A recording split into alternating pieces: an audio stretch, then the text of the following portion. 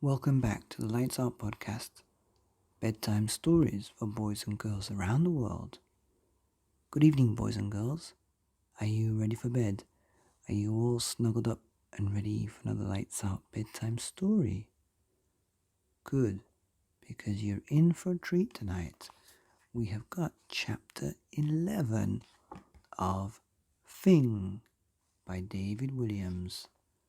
And this chapter is called Twin Beds.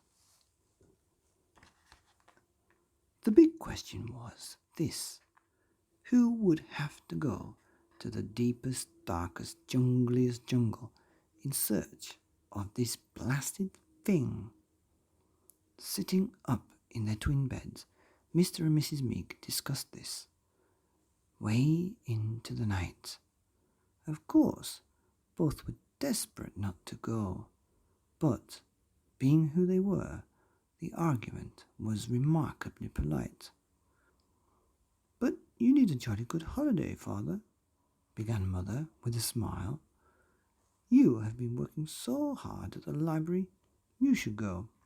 "Oh, no. You have always said you wanted to travel and explore the world, Mother," replied Father. "Have I? You said you wanted to go to the seaside. For the day?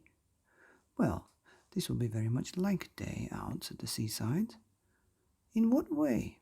pressed Mrs. Meek. "Well,"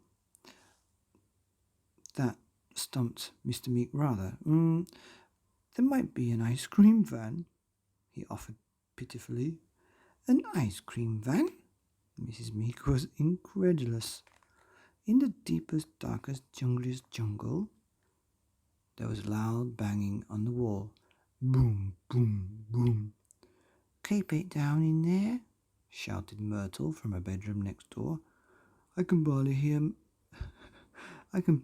myself grunt." The grunt was so loud the whole house rumbled.